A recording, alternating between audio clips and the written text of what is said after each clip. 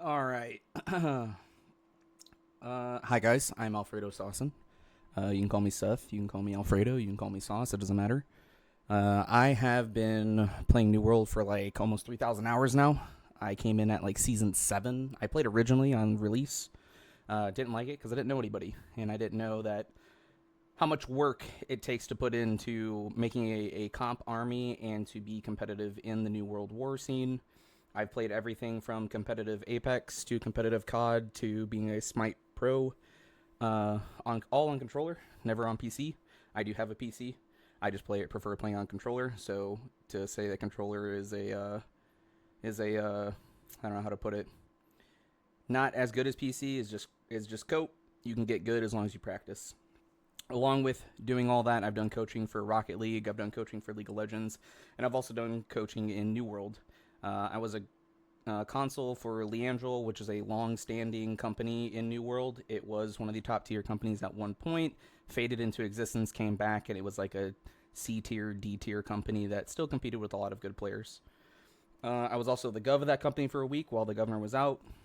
It was super fun running it. I don't miss leadership whatsoever because there's a lot of work that goes into leadership. So I really, really hope you understand how much work it takes to be leadership to 100 plus people, and that's not even including if you guys have like a second company or whatever. Here's some of my stats from my last previous wars in the last month.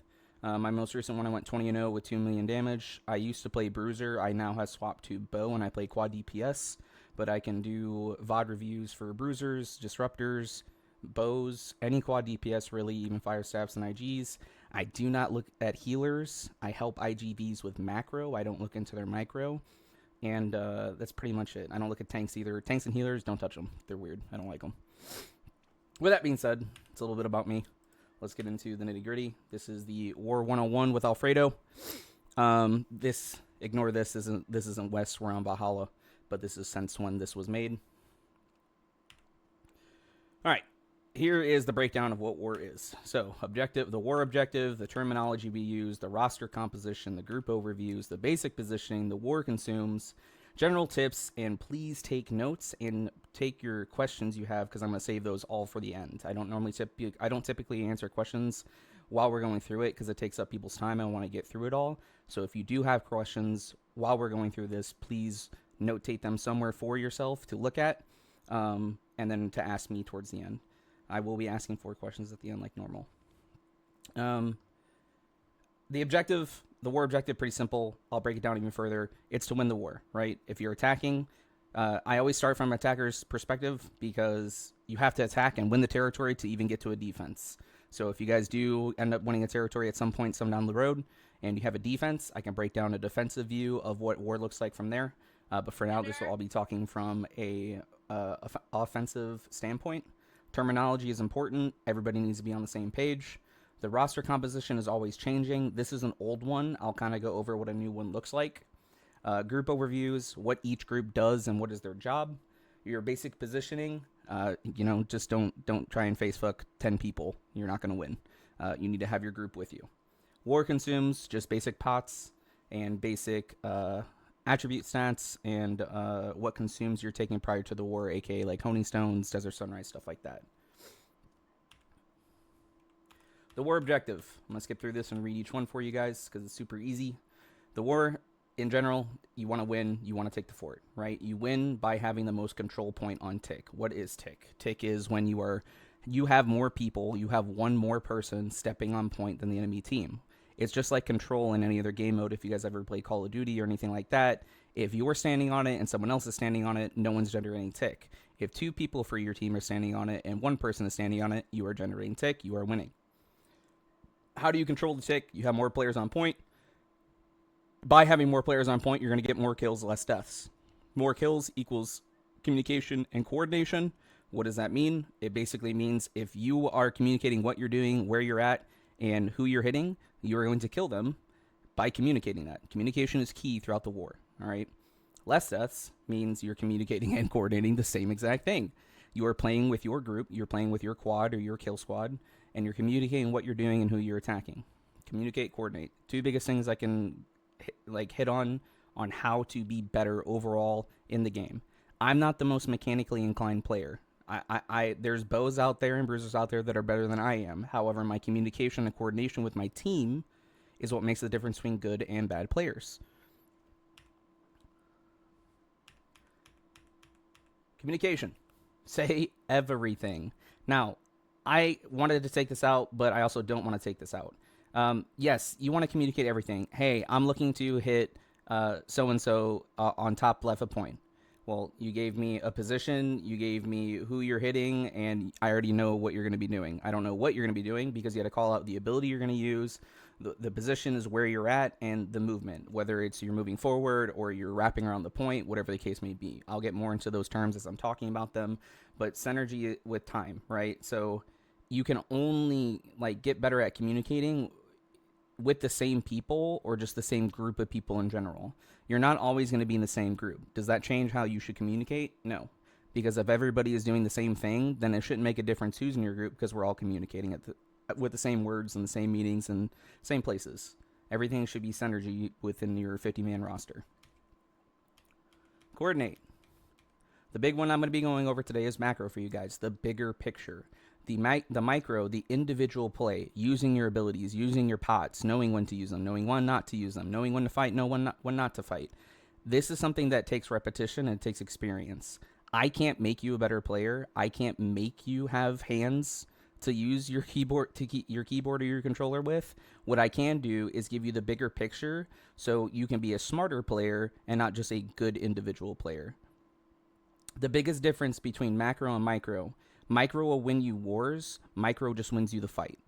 So, for example, in a majority of wars, good armies will lose to quote-unquote lower tier armies because they can out-macro them, meaning they're doing the right thing at the right time and catching them off guard because they don't think they understand the macro. You'll see a lot of lower tier companies will sometimes beat a higher tier company out of the blue. And it's not a fluke. It's because they drilled into their army's head the macro of how a war is supposed to work. Because there are times and set conditions of when you want to do something and when you don't want to do something. The micro is just what makes a player individually better. So this can be the micro. I highly recommend this is a good place to practice is 3v3s because especially for bruisers or any type of melee, bows, bruisers, disruptors. Go in there without a healer. Because when you have a healer, you feel like a god, right? When you go into OPR and you have a pocket healer, no one can hurt you. If you go into 3v3s without a healer, it'll, one, help you with your pot consumptions to make sure you're being cognitive of your pots and if you're using them or not.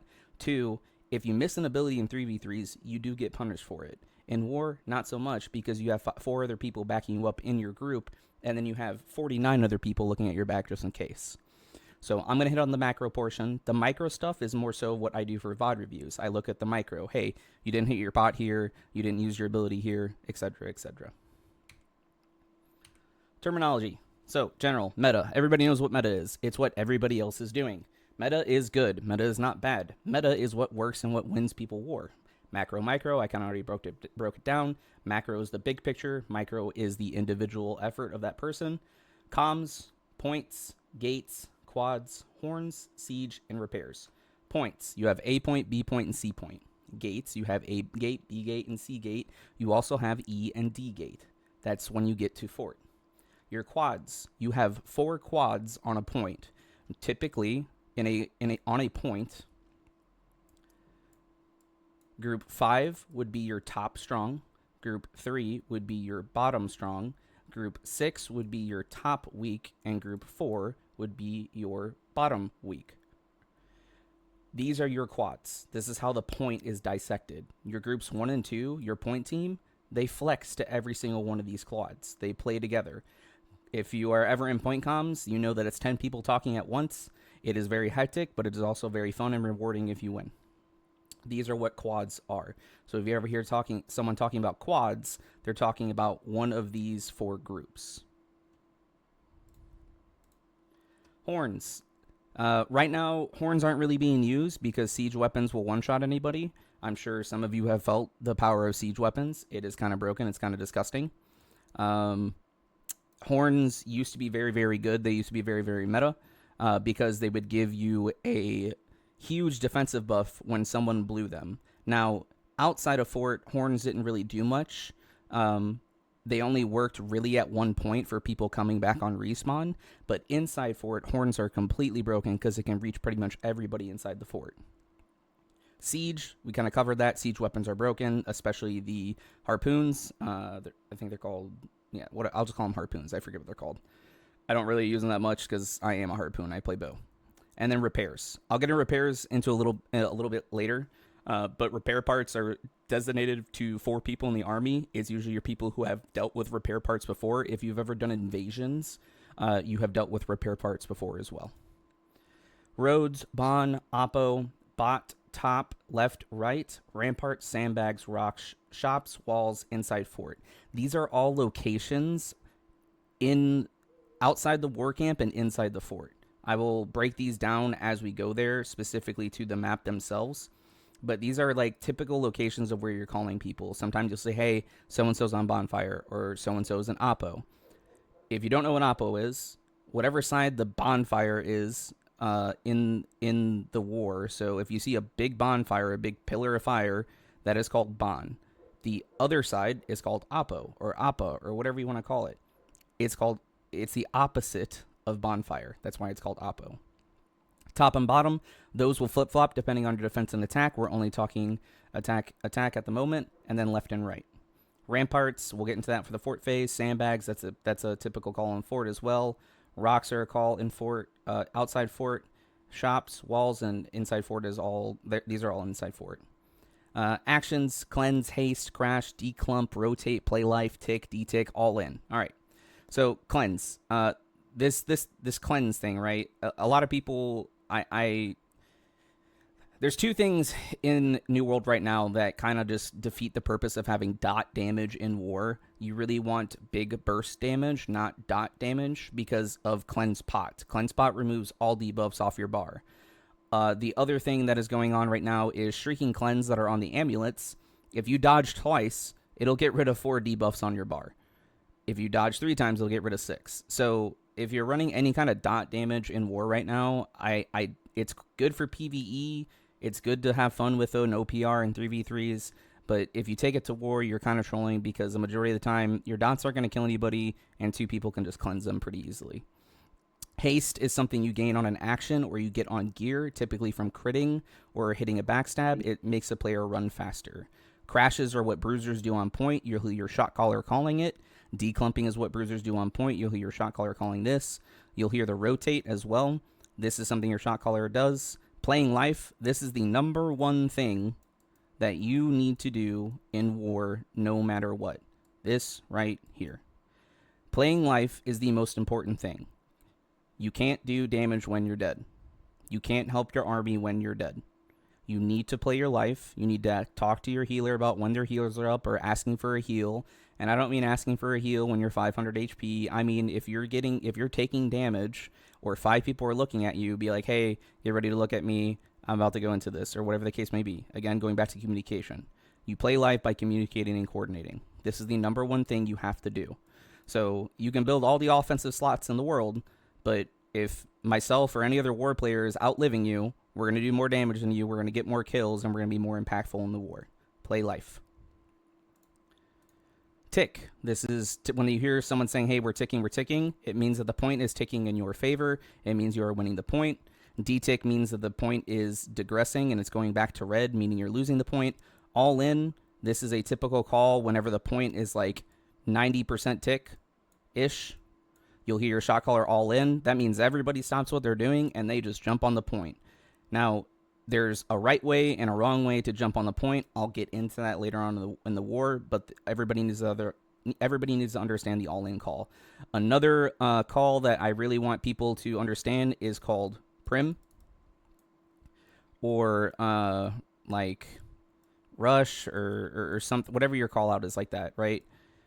Primming is basically whenever you take the final point outside, everybody, all 50 people, go to that very gate. So if your last point is on C gate, everybody is rushing to A gate. Everybody. The only time you really want to call prim, and when this call is ever made, is if you're playing on C point and you wipe their entire army. That's pretty much like the only time, or you get a lot of kills basically. because there is a respawn timer. I'll go over respawn times. I don't me personally myself, I don't know respawn times by heart. I have to look these up every now and then. But there are respawn timers in war, so you can't just die and come back right away. So when a prim is called, you need to understand when that prim is called, everybody needs to go to the gate. No ifs, ands, questions are about it. Pop your cleanse, get active, get into fort, and step on that point. You're going to win the war if you call a prim, or at least try to. All right, meta. I know people hate this. I know people always have some kind of cook they're cooking, but meta is a thing for a reason. It's a thing for every single video game. It's not about playing what everybody else is doing. It's about playing what works. So in order for metas to shift, which they do, is because someone in meta or is playing what meta is, basically playing the correct build, the correct attributes, the correct weapons for that build, and they're doing really, really well, they can then cook off that. So, for example, Great Axe Flail wasn't a thing for disruptors.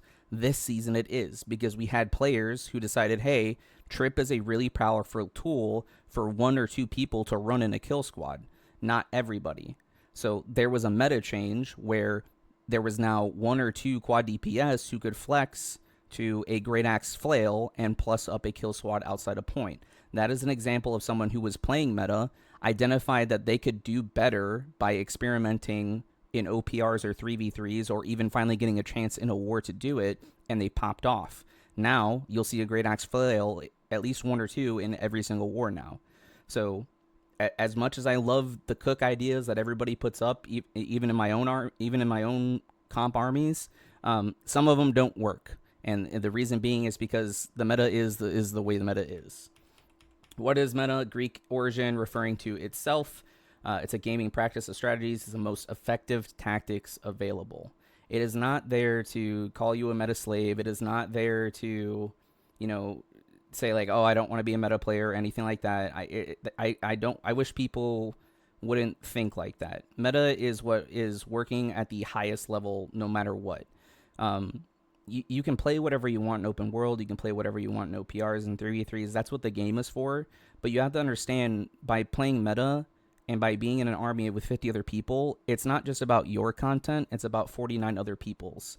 So if you're going in there doing something that isn't something that was talked about or people said was okay, you're kind of messing up other people's fun. It's not just your fun at this point. So again, it doesn't mean it can't change. Maybe you find something in one of your wars that works and someone gave the okay, boom, now that's part of your guys' composition. It may not be a part of other people's compositions, but I can tell you right now, the meta changes every single week. Why? Because everybody VOD reviews. We can go look and see what people are running in a VOD to see what we can build against it, or we just pick it up ourselves to counteract it. Okay, here is a picture of a war map. This is basically what you're calling for. So this is our road. This is their road. So when I say their road, it means the top of point. Everything in this direction is top. It never changes. Even if you are up here in their road looking down, this is not top of point. It does not change. This is top of point. It's the same thing for left and right. If you're looking down because you're playing in their road, this is not left. This is not right. It stays the same. This is still left side of point. This is still right side of point. Nothing changes depending on where you're at. If you're defending, it's flip-flops 100%. But it never changes. The reason why you do that is because it's a standardized thing for everybody. Everybody will know that, hey, if you say I'm playing top of point, they know you're up here. They're not going to look for you down here. So if you're calling out top of point thinking you're down here, but you should be up here, well, that's just you not giving the right call out. These are just the simple, easy communication tools that you can use in a war by understanding where everything is at on the map. You have ramparts, which is where a lot of ranged DPS likes to play. You have Oppo, you have Bon, you have Bon, you have Oppo. Notice it flip-flops. That's because on B point, Bonfire is on the left-hand side, but then when you go to C point, it's on the right-hand side. We don't really look at A point a whole lot, only because, for the most part, the only map and I mean this, the only map that you will ever have a point, your last point, is Morningdale. The reason why Morningdale is the way it is because the river actually runs like right here. So if you ever find yourself getting into water, you can't dodge in water. That's why Morningdale, they always give C point and not A point. So just be wary of that. If you ever attack Morningdale, Morningdale is one of the harder maps to attack. I don't recommend going there for your first war, because usually if it's your first war, it confuses people. It's not fun to attack. So these are your leadership has this picture. If you have questions about where stuff is, I will send it to I can send it to you, or you can ask your leadership for them. I recommend asking your leadership because I'm not gonna be answering DMs all the time. All right, so in stage, I want to clarify what dirt is. If you just call out dirt, they're gonna like, what dirt? It's going to be A dirt and C dirt. The reason being is because these are the side gates most people walk into, so that just makes it C dirt, A dirt. It's the easiest way to fix this. So if you ever hear someone calling C dirt, you know it's on the right-hand side of the map.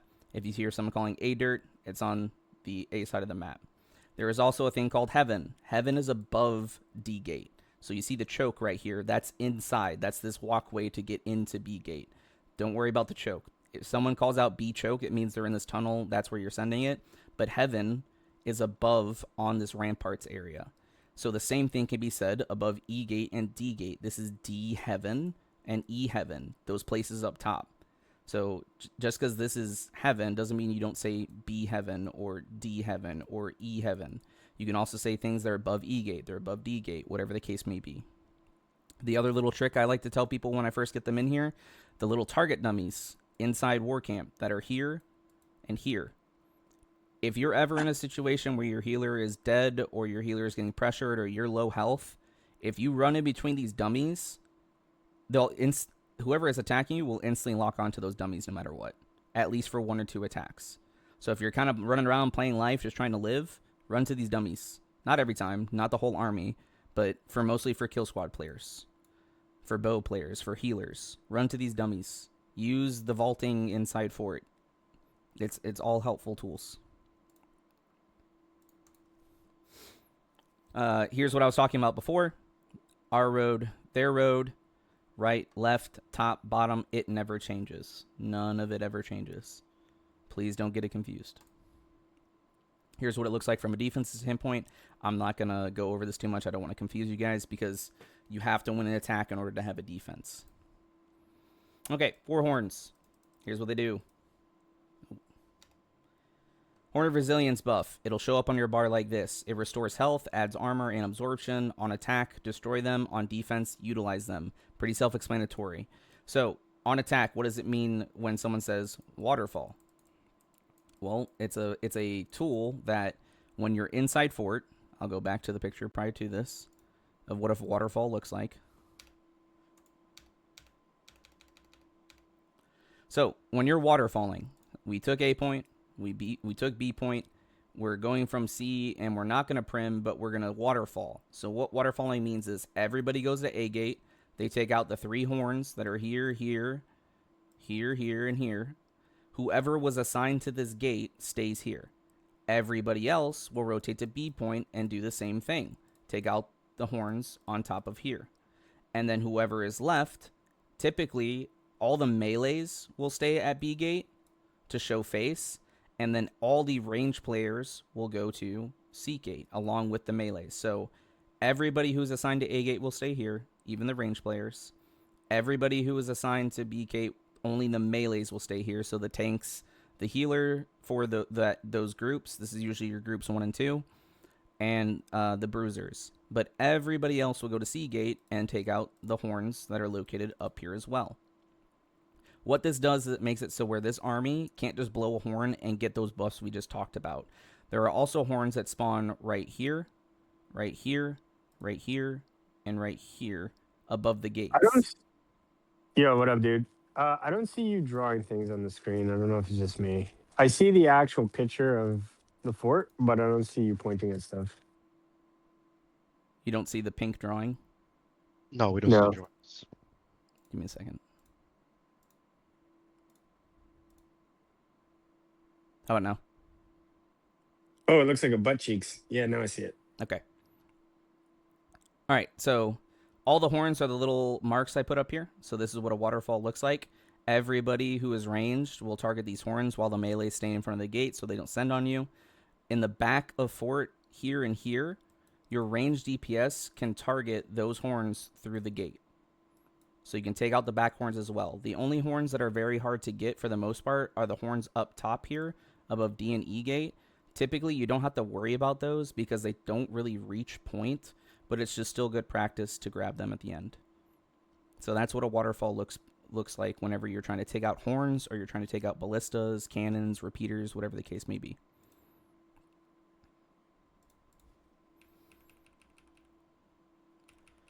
Okay, everybody's favorite weapon, the keg. So, kegs are used on offense and defense, either one. It does not matter.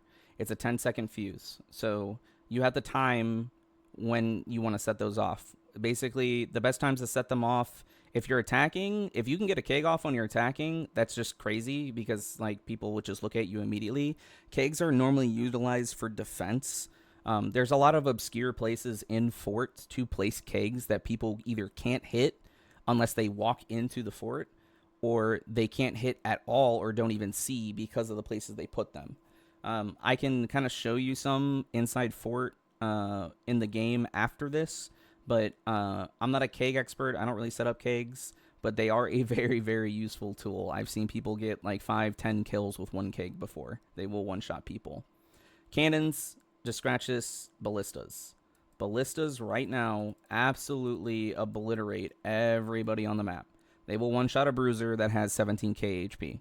They will almost one-shot a freaking tank with like 20,000 HP. Destroy these. If you have the time and you have the practice, I recommend destroying all siege weapons before you try to go in. Otherwise, you're going to find out real quick that siege weapons are very meta and they hurt very, very badly. Most big companies will use them on like lower tier companies because they know they don't see it coming. They just think, oh, we're going to fight them. No, it's a defense. They're going to use the siege weapons because they're provided. All right, gates can be repaired and rebuilt. This is where the repair parts come in on attack. You want to keg the gates. So if you ever want to use a keg on attack, once you take the last point, you start doing your waterfall. 1 or 2 people at B gate and C gate grab these kegs to explode the gate faster, because on the other side of the defense, they have what are called repair parts. Repair parts spawn in the blue tent inside fort and inside war camp. Actually, yeah, they do respawn in war camp because you can repair your siege weapons you place. So, for example, 2 ways to use repair parts on attack. When you get to your gates, most of the time, healers will have an abundance of war coins that they can spend on, and they'll buy cannons on repeat, right? So for most armies, they're going to... Let me get back to it. For most armies, they're going to set up on attack. They're going to set up 3 cannons. These cannons aren't just to sit on and shoot the door down. They're there for that, but they're also there to LOS. If you're unfamiliar what the term LOS is, I'm not insulting anybody's tones here. I'm just going over it regardless. It's called line of sight. So in most comps right now, there's anywhere from 3 to 6 bows. These bows will one-shot healers. They will one-shot disruptors. They do hurt. So what you can do is you can stand behind a cannon and heal people from the cannon while you're still getting shot from a bow player. It's a good line of sight tactic. The same thing can be said when you are on attacking. You can set up a cannon down here in the road to LOS people shooting you from ramparts. You can also use these cannons to catch a bruiser that's lacking and shoot him and one-shot him. It's very funny when it happens. It's also very strategic of when and where to do it. The more reps you get, the more experience you get, you'll know when to start placing cannons, and your healers will start knowing when to buy them to LOS from the bows or fire staffs or whoever is shooting them. When you also jump in them, you do take a little bit less damage. So it's a good way to like play your life real quick if someone is just singling you out. That's just one of 2 ways to use it. You can use repair parts on your siege weapons that you place, whether they're here or here. Do people do that? No, because you can always just buy more cannons. I don't recommend getting your siege parts on attack. On defense, however, I highly recommend dedicating 1, 2, 3, 4, 5 people to get repair parts. No one in the army but those 5 people should go to that blue tent. I'll say it again. No one in the army should go to that blue tent and get repair parts except for those 5 dedicated people. There's a reason, because all the repair part timers share a cooldown. So if as people are coming in and out of fort because they die or they respawn or they just come back to fort, whatever the case may be on defense, when you come back, if it's one of those 5 player, you'll see them stop at the blue camp real quick to grab repair parts. So when someone else of one of these 4 players can come back, they'll get some of those repair parts that have respawned over time. They're an accumulating thing. You can't just buy them with the coins. So again, if you are not one of those 5 dedicated people, please, please, please do not do not pick up the repair parts. Okay, cleanse, haste, go fast. Okay, consumes available in war. The cleanse elixir, most OP thing in the game. Debuffs equal death. This is 100% true. So this is what I was talking about, dots, right? Damage over time. Damage over time in war is not Gucci. It's not. Because of this cleanse pot. It literally removes all debuffs from your bar. So if you dump all of your abilities in there to apply debuffs, they just hit one pot and it's gone. So now we're just doing dot damage to someone who isn't taking dots anymore. That's why I talk about doing the most burst damage you can do possible. Building towards a dot like set is just not good. It's not good practice because of cleanse elixirs. On top of that, there's a thing called Shrieking Cleanse. When you dodge, you get rid of 2 debuffs on your bar. If you don't think people are running Shrieking Cleanse on their amulets now, you're dead wrong. They are. Haste. There is a thing called a haste pot. You buy these every so often. For example, if you're attacking and you respawn at B point, it is a long-ass run to A point again. You can buy 1 haste pot and buy more cleanse pots. Use your haste pot to run back to point faster than you would using any ability in the game. The haste pot lasts for 12 seconds or something like that. The only thing you cannot do is use abilities or attack with the haste pot active. It is strictly only for running. That is it. And it's faster than any haste you can apply to yourself in the game. So that's just basically when haste pots are used is if you die, you respawn, you buy a haste pot, you sprint back to the point to get back and get back there and get active. Crashes. I'm going to go more in depth in crashes here in a second. I'll show you a little picture I like to use. But the goal is to secure kills. Now, this meta for crashes, you're still doing them. However, it's not like previous metas where in order to kill people, you had to crash. This meta, you kill people without even crashing. The TTK, if, again, just another term, a gamer term for not just this game but other games, is time to kill, is very fast. People die quicker. And it's because, one, they gain fort. Shrieking Fort is a very big thing right now. It is very quote-unquote meta. Because there is no cap on fortification. I think it's like 200% like that. You're never going to get to 200% fortify, but the fact that you can go over 100% fortify is just absolutely insane. Even if they dodge and they proc keenly fortify, they proc their fortifying toasts, they proc their fortify in their Warhammer tree, you're looking at maybe 105 fortify.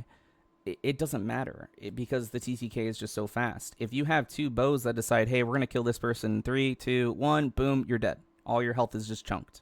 Bows are hitting from anywhere from at the least 2,500 damage for a shot to I've hit upwards to 8,000 on a shot for a bow at one point. So and that's just bow. That's not even including a disruptor who shield rushes you into an upheaval for 8-9k or something like that.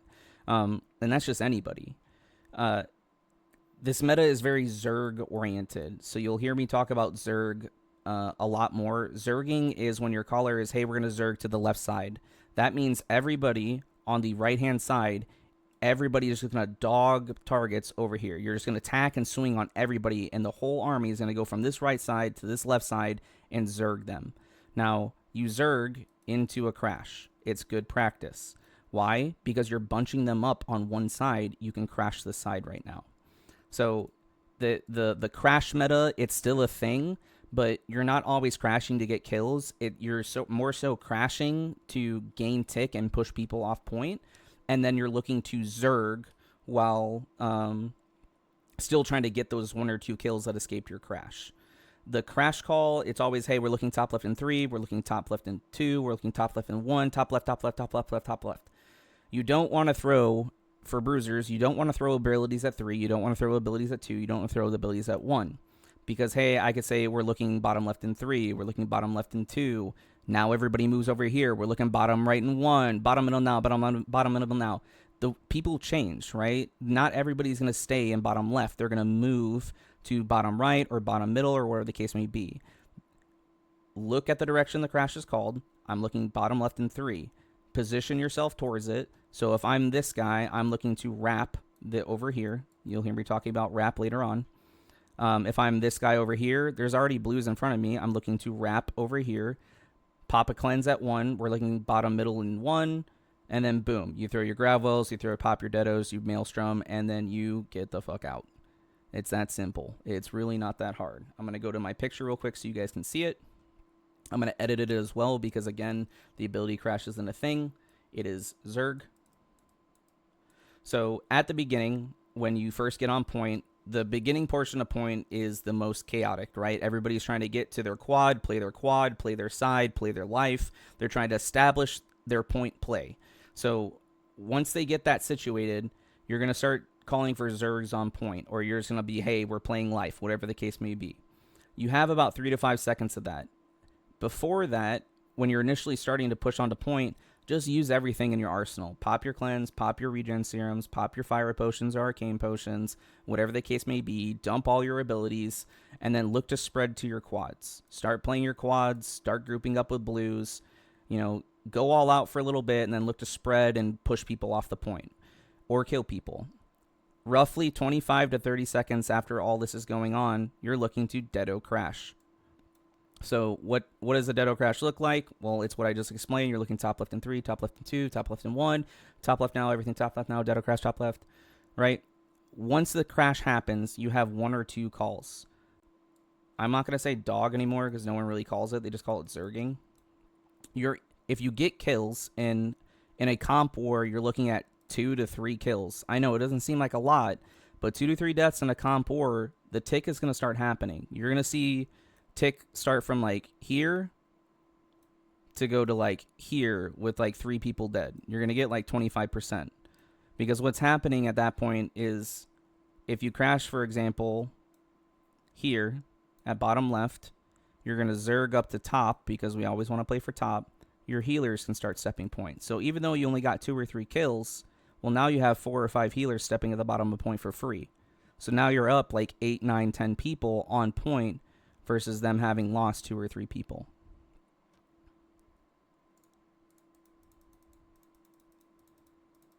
So a good crash, you're looking at 2 to 3 kills. Sometimes one kill is all the difference. It could be the point tank you kill for whatever unlucky reason. If you get a lot of kills, you're looking to zerg, right? You're looking to secure all those kills that got away. Because not everybody's going to... Some people are going to escape the crash, but they're going to be low HP. So, hey, we're going to zerg those people down. We're going to zerg. Once this zerging is done, you get maybe like 10, 15 seconds of it.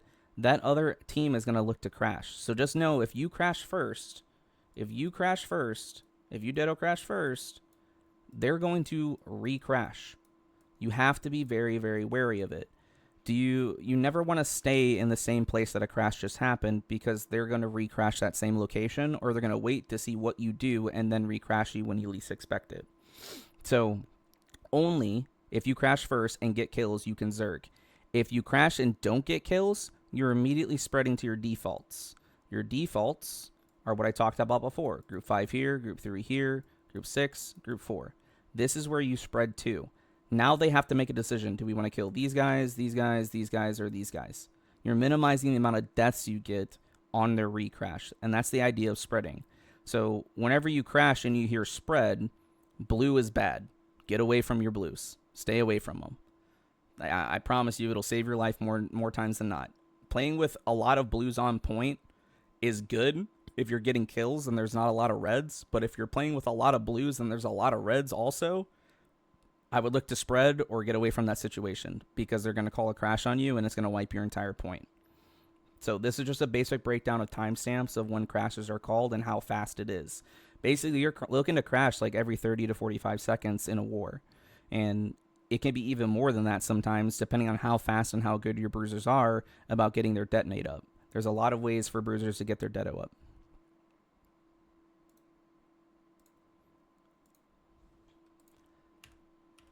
Okay, so declumping and spreading. I kind of went over it already, but the goal is to avoid the crash. So, for example, like I talked about before, if you crash bottom left, they're probably going to re-crash bottom left. You should probably leave bottom left. For the most part, whenever you're crashing, if you crash here, so group 5 would hit them here.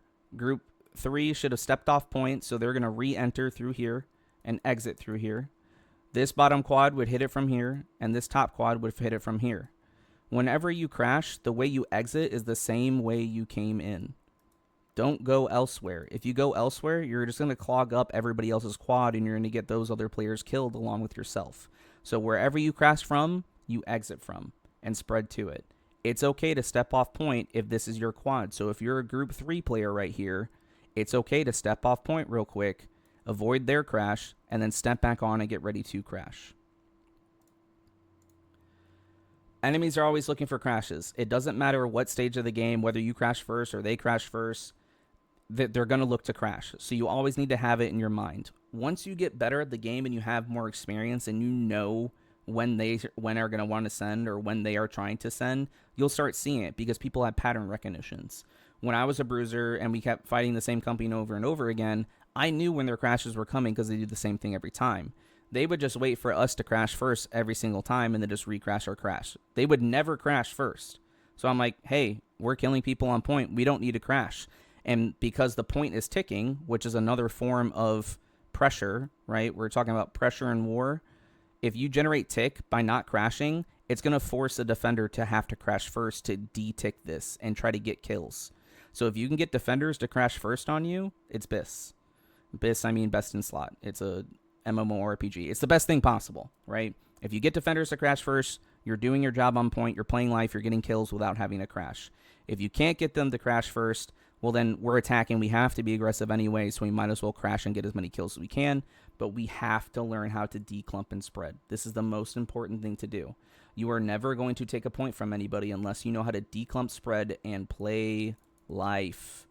I cannot stress it enough to these bruisers. Bruiser this meta is not Unga Bunga. It is not holding a Great Axe Warhammer. It's not about I can just swing and be okay and my healer's got me. Healing has been nerfed quite significantly. Not as it's very apparent to people who are good at the game who understand like everything that's been nerfed, but healing has been nerfed and bruisers have been nerfed. One, your health pool isn't as large, the defenses aren't as good. Even though we've gotten a bunch of new perks and stuff like that, the defensive perks still aren't all that good compared to what they were the seasons prior. In order to play bruiser, you got to have hands. You got to understand the macro of point, and I'll be doing the macro point for anybody interested in playing bruiser after this.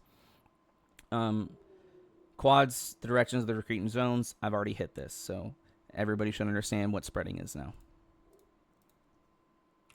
Counter crashes, this is what I talked about. Now, if you're attacking, if you can do counter crashes, that is the best outcome possible, because now you're putting the defenders on an aggressive foot, and people are going to make mistakes when they're aggressive. When you're attacking, it's okay to make mistakes because it's trial and error until you finally get the one crash that matters, right? I believe there was a war where, I'll just throw the names out there, Order 66. They're not a very good company, but we had one good crash against Midnight, who is technically a better company than Order 66, and because of that one crash, we won the war.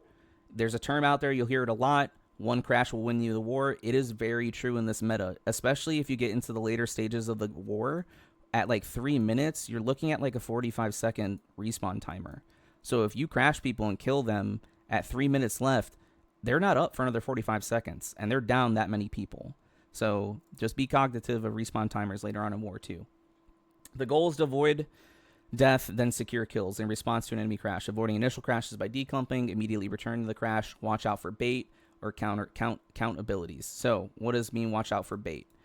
So the point team, your groups 1 and 2, they have 3 bruisers in them. Typically.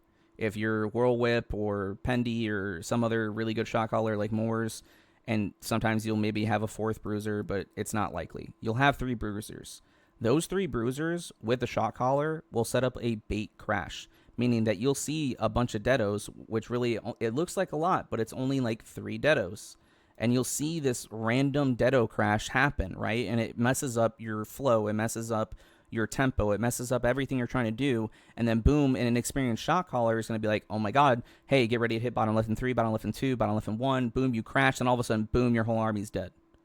It's because these 3 deados, these 3 bruisers in your point team baited a crash. You'll see it happen from time to time. If it does happen, it's a very high level army. I doubt, like, if they're baiting you with crashes on repeat, you're not going to see it in real time. You'll only see it after VODs. But if you practice this, like with 3 bruisers on point who are inherently smart about the game and the macro, this is a very good tool to use in attacking, because then you can counter a crash with 2, 4, 6, 8 other bruisers that are in their quads. So now instead of having, 11 deados, you now have 8, but 2 deados is enough to kill anybody. So you have 8 bruisers to crash if you bait out an attack. I don't recommend practicing that right away. I recommend practicing that when you have more experience. Playing life. This is my number 1 rule in war. And the respawn timers are next. General principle, playing life, whatever the case may be. Objective, more kills, less deaths. Engage fights only if prepared. Too much damage equals get out. Live, heal, prepare, regroup. Okay. You're not always going to win. And the best picture I can show you guys of when and where to go into is right here. So the red dot is point, okay? Basically how this looks is if I'm this guy right here and I see a bunch of red players, right? I see 4 people in front of me. Do I want to take that fight? Fuck no. I don't want to take that fight at all. What I'm going to do as a bruiser is I'm going to wrap around them and hit them from behind so the other players behind me can fight these 4 players. Basically, it's a battle of like opposing forces. So if you have this force heading this way and this force heading this way, you don't want to be in the middle. Never. Are there going to be people in the middle? Yes, 100%. But that's only because they know they have other people with them versus other people with them. You're not going to take fights unless you have the numbers. So if I see 4 other people around me, I can take this fight with these other 4 people. If I'm a bruiser that's like up front, and I can't see what's going on behind me, I need to recognize that and look to wrap. Now, this is called wrapping. You wrap a big ball of people in order to gain a flanking maneuver, all right? It's funny when I teach macro every single time in New World, because legitimately, like, everything based on New World macro is the same thing we teach in the military. Marine Corps and Army, in the infantry, we teach this drill. It's called Battle Drill 1 Alpha and 2 Alpha. It's literally a flanking maneuver to take a flanking position or a rear position against the enemy when they least expect it. Everything you do macro-wise is the same shit we teach in the military, and it flabbergasts me that no one's ever caught on to it until now, or maybe they have, and that's where they learned it from.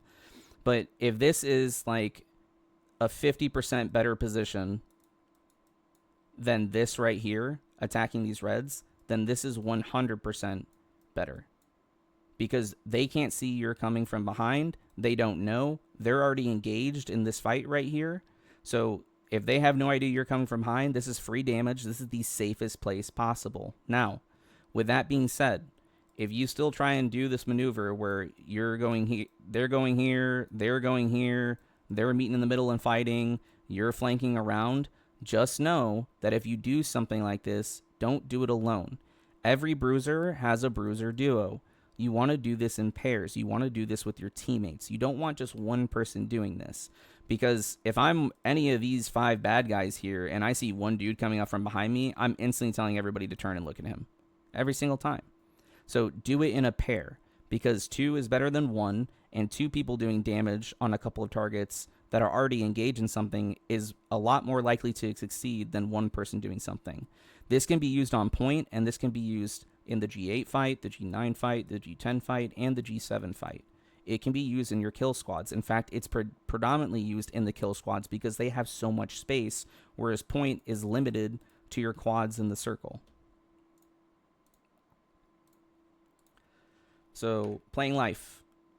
Too much damage, get out. You have intangible charge now, and you have the second wind ring. If you're not running either intangible charge or the second wind ring, you're trolling, because once you become uninterrupted, you can't be stunned, CC'd in any sort of manner, and your intangible charge goes through you and your teammates, so you can get out of every bad situation. However, just know that good players know this, and they're also doing this, so when they see your charge and you charge in a circle and come right back to it, they know that's your only escape and that you're going to be dead. So be cognitive of your cooldowns and your abilities and stuff like that. I can go over that more in VOD reviews. That's more macro play. Engage fights only when prepared. What this means right here is, do I have my regen serum up? Yes. Okay, I'm hitting my regen serum. Now I have health ticking before I go into a fight. Do I have my cleanse pot up? Yes. Do I pop my cleanse pot? Now I'm healing and generating health and stamina from my serum, and I'm cleansed, so now I can do uninterrupted damage without getting staggered or CC'd and do the maximum amount of damage. Cleanses aren't really, like, they're still used in crashes, don't get me wrong, but I pop cleanses like candy because if I can do more damage quicker than they can uninterrupted and the other guy isn't popping a cleanse, I'm going to win the trade because I can CC him, I can stagger him, and he can't stagger me or CC me. That's the difference. Plus, I'm going to get healed for more because I don't have any debuffs or dots on me ticking, and he does. So it's called Pop a Cleanse, Get Active. I'm sure you guys have heard it, but it is a very generic tool. It's something you always want to do. All right, respawn timers. Again, I am not a respawn timer god, but here are the intervals. Again, your leadership has this. But these are the timers for how long something is going to last. So at 25 minutes, you're looking at a 20-second respawn.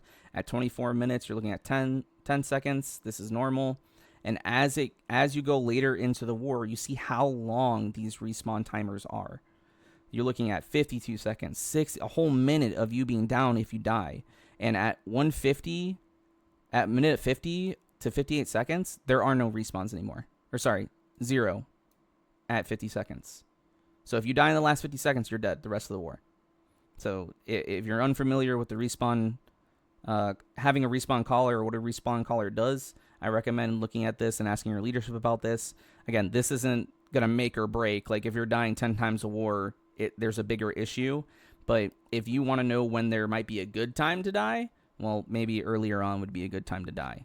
Once you get to the end, playing your life is more important than anything. All right, point tick. This is point tick. This is us ticking in the right direction. You'll see it on the floor. You can also see point tick at the top of your screen with all... Oh, those are all black. You can't see that. Here we go. You can also see point tick on the top where your cardinal directions are. Your north, south, east, west. This bar up here, you'll see B point, C point, or sorry, A point. I flip-flopped that. Fuck me. B point, A point, C point. You can also see the tick up in the top-hand corner if you're not looking inherently at the ground at what tick is happening. Also, in the very middle of the flag, you can see A point, and you can see the tick on the flag itself. It's not as huge as it is up here or on the ground, on the point itself, but this is what I look at whenever I'm making decisions, or what a caller is looking at whenever he's making decisions. She or he. D-ticking is when it goes back down to red. So the exact opposite of what this picture showed. So if you go back, you see it ticking. That's good. You see it de-ticking. It'll start shrinking back down to red. That means you're losing the point. Stepping on the point. You step on the point in order to generate tick. Toes on, meaning your healers will step sometimes if it's safe for them. Even your distros. All in, everybody steps in. We need to maximize how much tick we get because we just killed a bunch of their players. All right, army composition. This is an old one, so I'm going to kind of cross out some stuff just to get a better idea, to give you guys a better idea of what you're trying to look at. Ignore the heart runes on the side, please, because a lot of this has changed.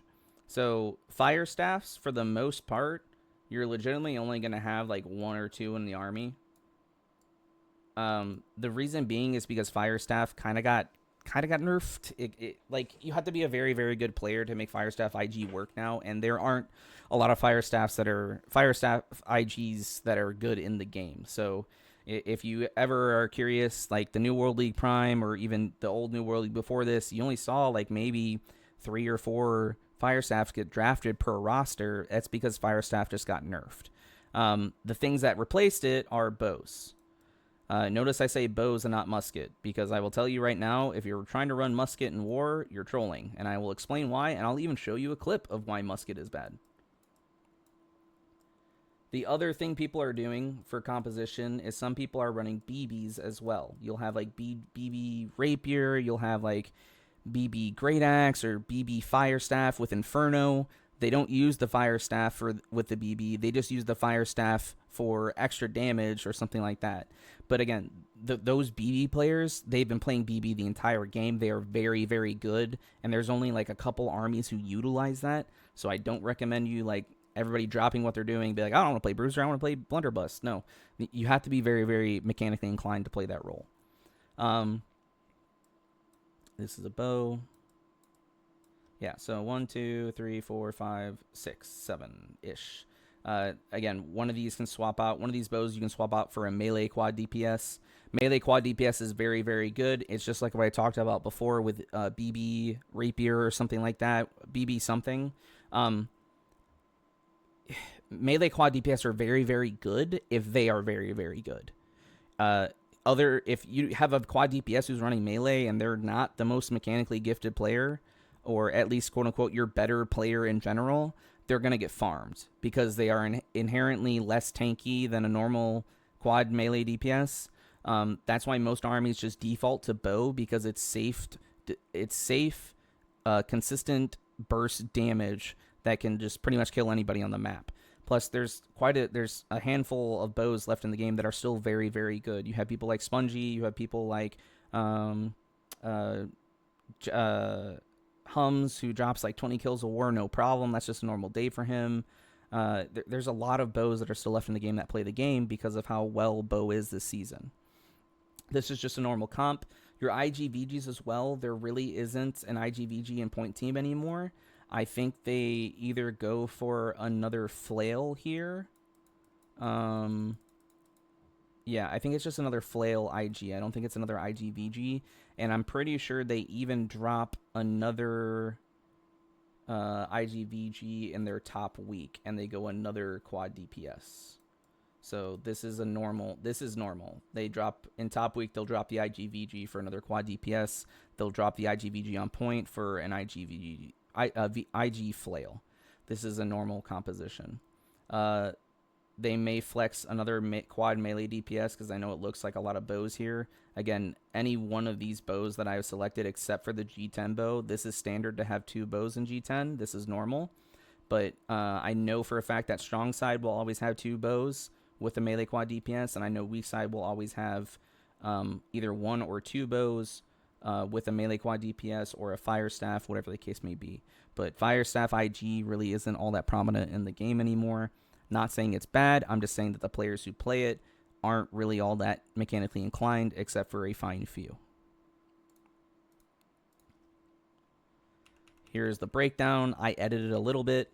The 4 or 5 Mizik, this will get you to your 50, but you have 1 AoE, 10 group healers, 11 bruisers, 1 point tank, 1 to 2 flail / IGs, sorry. We'll change that real quick. IG. You have 3 to 5 VGs, because you will still have VGs that will go out and kill squads. Not so much on point. You have 1 to 2 fire staffs, maybe 3, depending on how well your fire staffs are. You have 10 to 12 disruptors, sometimes 3 to 6 bows, and then 4 to 5 Mizik. This is miscellaneous, is anywhere from running BBs to flail Great Axe to SNS Great Axe or SNS Hatchet quad DPS, something along that lines. I recommend that right now quad DPS is one of the more important roles outside of your group 9, your group 10, and your group 7. Those 3 groups right there are what's going to win you the outside fight. Your group 9, your group 10, and your group 7.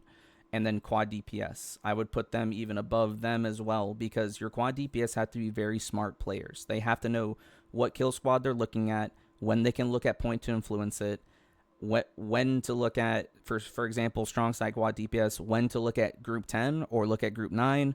Oh, group 9's winning. Do I look at group 8 or do I look at point? Whatever the case may be. Quad DPS really influence the war this meta because of how much damage, unexpected damage they bring to the game right now.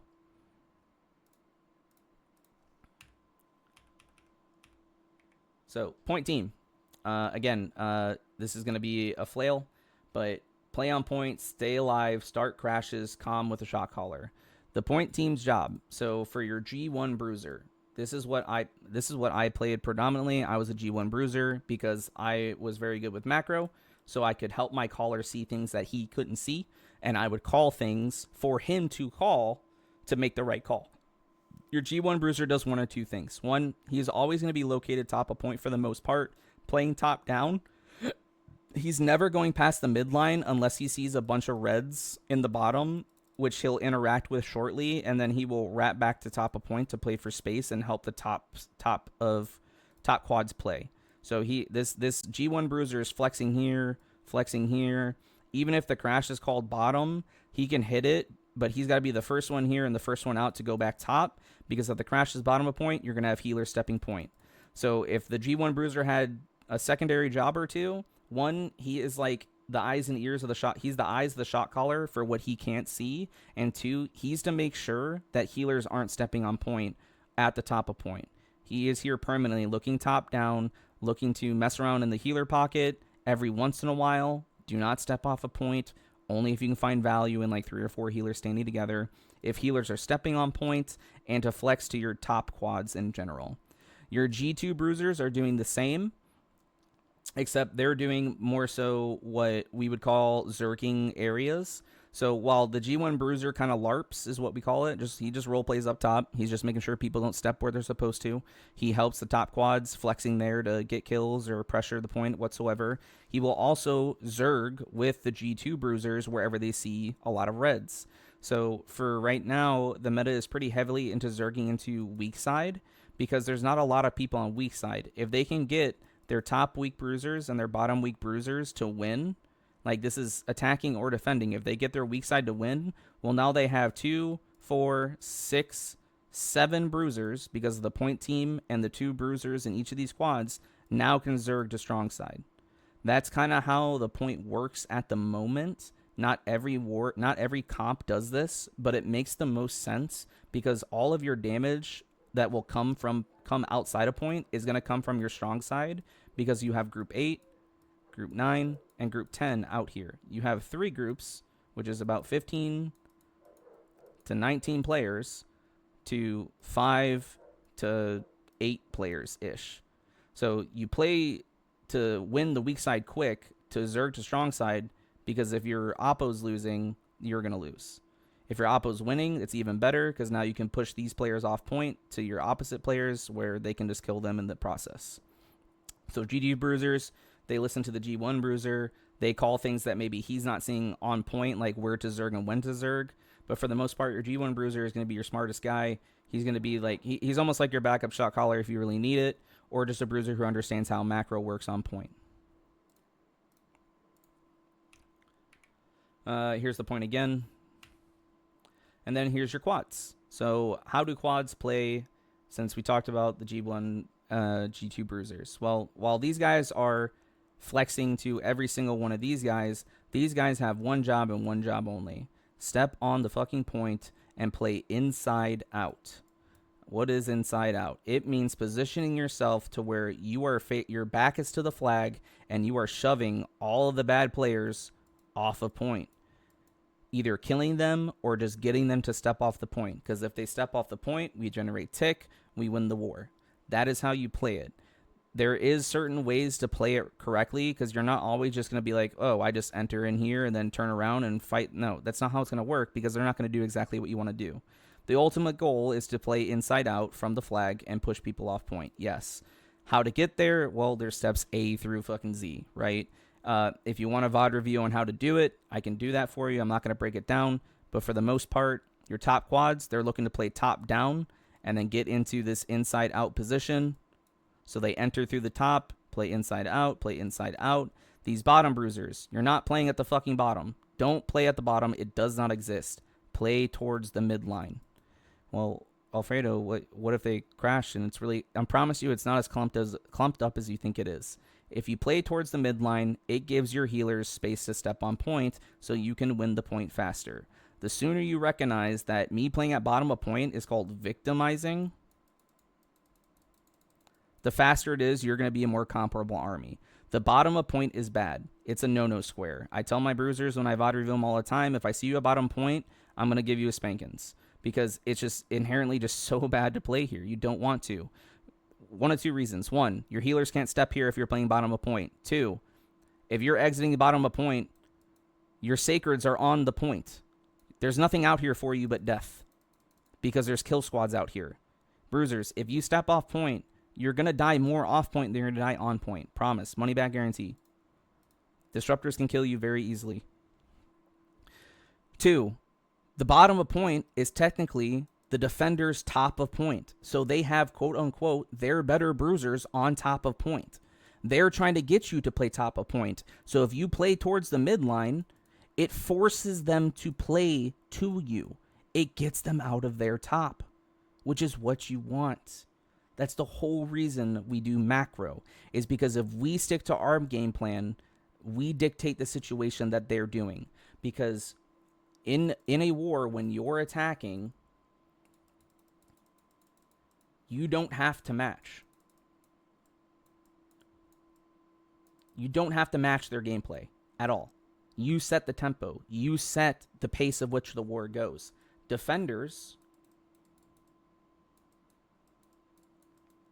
have to match you no matter what. If they don't match you, they don't win the war. They have to play reactive, not proactive. Now, if they are the better army and they're just killing you, I can't change that, right?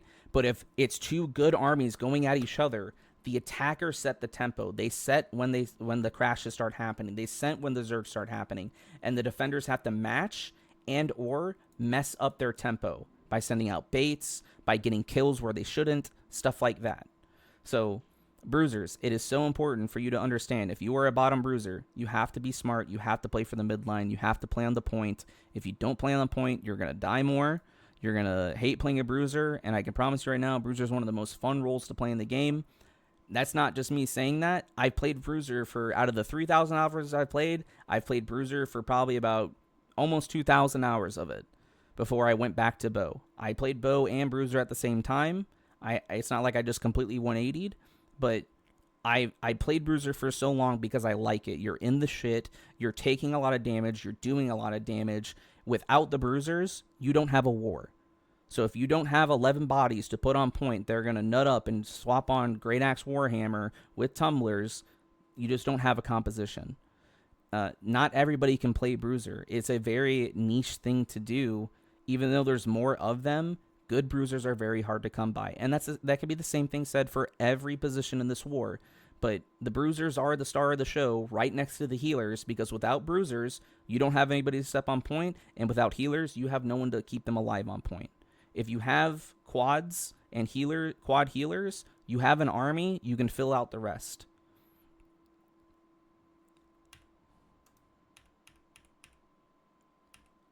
Okay, kill squads. Now, I know I just said bruisers are the main stars of the show because without them you don't have an army. However, they are not, they can lose you the war, but if you have good kill squads, they could also win you the war. So, for example, I'm not going to say which company I'm in, but our main ball isn't the best because they only do well if our kill squads do well. I'm not saying our bruisers are bad. I'm just saying that they're not as good as the other bruisers are that we're attacking. So, for example, I play quad DPS, so I play with our G9, and 9 times out of 10, we're getting to their ramparts, our G9, our G8 is up here, and we're just looking at their healer pocket and killing their healers, and also killing bruisers, enemy bruisers that are stepping off point. So, if you have good kill squads, this meta right now is very kill squad oriented. If you lose the wide fight, you're going to lose the war. It's not because bruisers aren't irrelevant. It's just more so that it's so much harder to... It's so much harder to get space with your kill squads losing. The reason I'm saying kill squads are so important right now is because if your kill squads, let's just say they go even, right? And this is the line, right? Everybody is just fighting across the midline. All your healers have places to step down here, okay? And the same thing can be said about them. So are you going to win the war? No, maybe, depending on how good your bruisers are. But if you have kill squads that take the fight and they're fighting and they're taking all this space for your healers to step, and their healers only have this little pocket to play in, are your bruisers going to have an easier time? Yes. It just makes it easier because war is all about taking space. That's all you have to do is take the space and hold the space for a certain amount of time, and the kills and the deaths will happen. So if you don't understand why the Wi-Fi works well right now with this meta, I can't help you. Bruisers, you just have to play life right now. You have to. It's the most important thing. If both the armies are dead even, then are my bruisers better than their bruisers? Yes. Okay, cool. We win. If not, we lose. It's that simple. Play around point in your lanes. You can see your lanes displayed here. Once you won, you pressure healers. You can. It's ideal. Like most of the time, if your G8 is winning, your G8 is going to influence point more. So it falls on your G9 if they're winning to look at the healer pocket. Same thing for your 7. If your 7 is winning, they will also step on the road. By stepping, you don't overstep. Like if this is their road, 9 doesn't end up over here and 7 doesn't end up over here. That's not how that works, right? Again, it's all about taking space. So if this is their road, 9 is playing up here, looking at their hero pocket, bouncing back, giving up a little space, still holding all of this space. G7 is doing the same thing. They're jumping in the healer pocket. They're jumping back because respawns are coming, right? You can either hit the healers or you can hit the respawns, fuck up their rhythm, whatever the case may be. But you're never overextending the play. You don't want to die and lose all this space and give it back to them. You also need to understand healers if you're in here. If, for whatever reason, if you're in this situation where it's an even split, right? Sometimes you're going to get pressure from this side. Okay, no big deal. You need to do this thing called alt looking. You need to look to your left. You need to look to your right, like you're crossing a road. Is this side winning? Yes? Okay, cool. I can play towards my weak side because our group 7 is winning. The same thing can be said about if they're losing. Is weak side losing? Yes? Okay. I need to step away from weak side and pull to strong side. If strong side is losing and weak side is losing, GG goes next. We're having a rough time, or just hit a reset, okay? One side is always going to win. Most likely, your strong side, because it's called strong side for a reason. You're hoping it wins. Your weak side isn't going to always lose. It's nice if it wins, but it's more so about just making sure that their weak side doesn't enter into the healer pocket as much as them not trying to lose. It's going to be an even fight here no matter what, but you're not banking on winning on weak side. You're banking on them not losing and just holding the space so they don't lose space in general. Don't mind the composition. We talked about this already. The comps have changed over this meta. Fire staffs, there's maybe 1 or 2. Talk with leadership about what roles you want to play and stuff like that. Here's a bigger picture of weak side, strong side. So general formation, constantly moving, looking for safe space, safe or not, safe. Red equals hot, blue equals cold, less danger, more danger, less safe, more safe. We don't really use that terminology. We just play for what's called open space. It's called open space. So open space is free space to take. If there is no one in that space, walk up to it. If you're here and there's no one here, walk up to this space and take it. Same thing for bruisers on point. If you're playing on point and you notice all of these reds over here, is there a reason to step into there? Probably not. Play for the open space, find the other blues, get ready to play with the other blues. It's the same thing for kill squad. If I am a kill squad player and I see that their G9 is playing back here and we're running up to them and they're just retreating, first off, they're trolling because they're just giving us space for free. We keep pushing them until we take more and more space. Again, I will keep mentioning space, what's safe and what's not safe. Now, going back to that Wi-Fi picture. Say, for example, your G9 is winning and they're pushing up to here, but your G8 is losing. Is this safe considered space for G9? No, because their G8 can flex to our G8, G9 whenever they want. Same thing can be said about 10. If our G8 is losing and our G10 is losing, well, now their G10 can look at our G9. The safe is not space. This space is not safe. You can't step here. So this is where communication comes into play. If G9 pushes up and they notice that to their right there is absolutely no one here, that's not good. That means their 8 is either back here still trying to fight for space, or their G8 is lost and now has retreated. So either the G8 needs to calm to everybody, hey, G8 lost. Well, that means G9 needs to look into G8 sooner rather than taking all of this space. Okay? That's just a quick what is safe space and what is not safe space. You never want to go off by yourself. G10, this is a different type of macro for G10. I will go, if there's G10 players in here, I will go over G10 separately. Their fight is completely different from everything that's going on with these guys, okay? G10 is like an anomaly. They do things to their own beat. They don't listen to crash calls. They don't listen to that. The only thing they're listening to is whether G9 lost or they won. That's it. Or whether the quad DPS are plussing up G10. That's all they're listening to. The G10 fight is called Narnia for a reason. It's called Wide Fight for a reason. I hate that EU brought this to the game, but it is what it is. It is necessary for a reason, and I'll explain why later. Okay, attribute foods. I don't remember what the fuck hot pot is. I don't think it's in the game anymore. Don't worry about it. Roasted rabbit food basically is like, I want to say like the thing you want to buy for the most part, because it's just con food, right? Everybody runs Constitution. It's 48 free attribute points. If you can get Springtime Crumble, this is actually 52 Constitution points. It's also hella expensive because it was a seasonal thing. There are still some on the market. If you can get your hands on it, get your hands on it. This is worth 52. This is worth 48. I just default to rabbit food for pretty much every build because every build is going to use Constitution in some way, shape, or form. Okay? Desert Sunrise.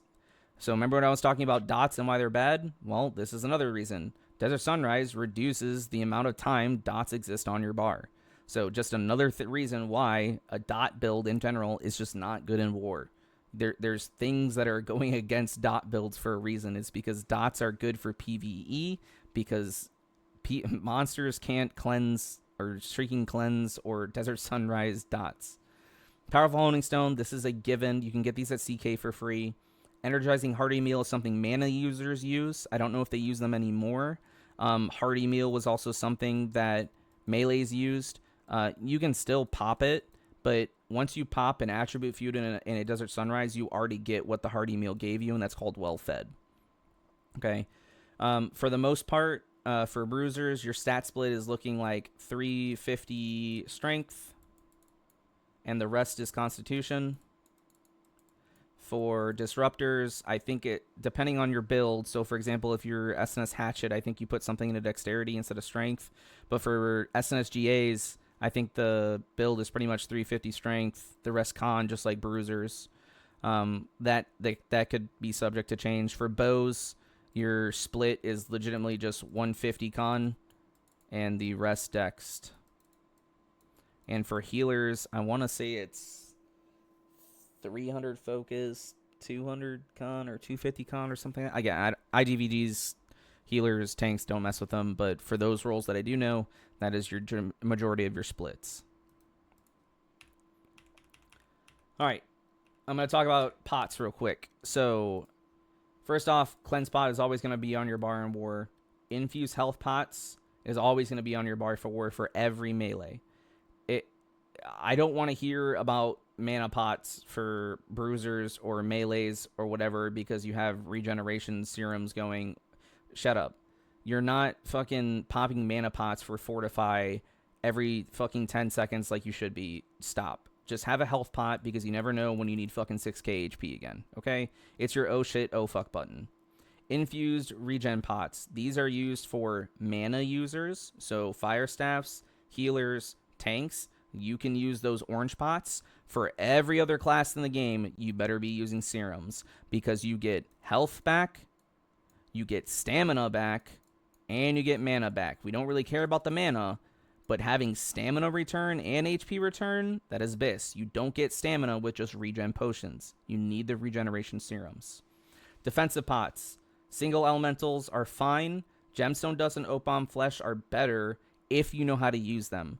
These aren't like these pots. You have to pop these before you think you're about to take damage. So if I'm getting dogged down by a bunch of melee players, I pop my Oak Bomb Flesh, I'm going to get 35% increased armor resistance, right?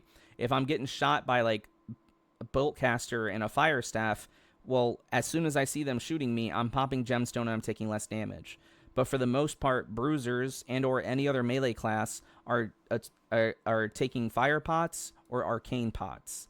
Because one, they can remember to pot those and pop those on cooldown because those will last for X amount of time. I forget. Whereas this one lasts for 20 seconds or something like that. Again, I don't know the numbers off the top of my head. But this one will last only when you get hit by like 2 or 3 abilities or something like that. Like I think Fire Staff, if you sit in a meteor, it eats every single one of the gemstone dust. So don't sit in a meteor or a Fire Staff. But if a Boltcaster is looking at you, shoots you to once, pop your gemstone dust. Now if he shoots you again 2 more times, you're good. You're going to take a reduced damage. But Arcane Pots are good. One, because Crescent Wave is still in the game some way, somehow. Plus, detonations do arcane damage. So if for whatever reason you are caught in a crash, or you're at the edge of a crash, pop your Arcane Pot, you're going to take less damage. Most people default to this one or this one. Do not default to Void or Frost. That's troll. Resources. Here you go. Your community is number 1. If your community or your leadership does not have an answer, I promise you they have connections with other companies and other players like myself that will have answers for you guys. Hey, what build is good right now? What should I be running? Do you have a build for me? Whatever the case may be. Discord. You can always DM me or at me in your Discord. I'm in here if you have questions. Again, I can help you with any builds or any questions, and if I don't have the answers, I can get the answers for you because I also have been around the community a long time. I can ask somebody who knows. Things you need to download, TeamSpeak or Discord Canary. TeamSpeak, number 1 resource, I recommend it. Number 2 resource. If you have console players, Discord Canary is a thing because basically what they can do is they can jump in their group comms and then leave. They can log in on their phone for like the caller's comms and have an earbud in or where the case may be. OBS or recording, phones work too. I don't ever want to hear that no one can VOD. One of my closest friends, who's also a T1 player, for the longest time, as a Firestaff IG and a bow player, would record his gameplay with his phone, and then we could VOD review it. Is it good? No, but I can still see what the hell he's doing. Like, VODs are going to be your number 1 tool for getting better at the game. Hands down. If you've ever played any kind of sports or have watched any kind of, like, play or an act or something, you're watching it to learn from it. You're learning from other people's mistakes and your own mistakes. If you don't have capabilities to VOD, you need to get them. Streamlabs is an easy thing to download. You press record, it records it, it saves to your desktop. You can upload it to YouTube unlisted, post in your ticket so no one can see how bad you are or how good you are. Okay? There's ways to put your VODs up for people that you don't want to see them. Me personally, I have every VOD I have on my YouTube or on my Twitch. Like, it's open there for anybody to look at. There is no hiding it. I have bad wars. I have good wars. But I don't learn from just the good wars. I learn from the bad wars better. So make sure you have a way to record your VODs. Make sure you have a way to communicate to your team. TeamSpeak is normally the easiest. A lot of console users will just download the TeamSpeak app on their phone. They'll have an earbud in to listen to the calls, but then they'll have their microphone. They'll be in TeamSpeak in their app on their controller or whatever the case may be, or vice versa. Or they'll just be in a Discord call with their group if that's easier. But for the most part, like, console players have a way to do all this. Like, you just have to put in the work and a little bit of effort. You can also stream to Twitch and you can save your VODs. You have to go into the settings and save your VODs in Twitch. If you don't know how to, Google is your best friend. Don't ask me. I don't remember how to do it. I used to be a console player myself, but I don't remember. General tips. Okay, most important one. Have fun, guys. Like, again, have fun, but understand that there are 49 other people trying to have fun as well. So if your definition of having fun is going in there, doing whatever you want, putting out as much damage as you have, but not playing with your group and not communicating with them and not doing anything of that, I guarantee that group won't want to play with you anymore because you're having fun, but they aren't having fun because they're getting their ass kicked while you're off doing whatever you want, right? So I'll put an asterisk next to this. Like, this is not just you having fun. This is 49 other people taking the time out of the day, including your leadership, who spends hours putting together a roster, trying to get 50 people online for a comp war, trying to make sure 50 people to 100 people have the right gear, are uploading their VODs, are showing up, filling in spots last minute. We understand real life stuff comes up, but there's work that goes into this. So I really hope you guys understand, like, it's not just your fun. It's 49 other people's fun as well, too. I can't stress this enough, right? Take breaks if you needed, right? If you're just overloaded on New World, it's okay to go play other games. You don't have to sit here and grind New World for hours. There's times where in between, like, Season 7, in between Season 9, even right before Season 10, I didn't play New World all that much. I would get on just to collect and do daily things and get off, or like PvP for a little bit so I didn't lose everything I worked for. But I went and played other games because doing the same thing over and over and over and over again isn't going to make you better.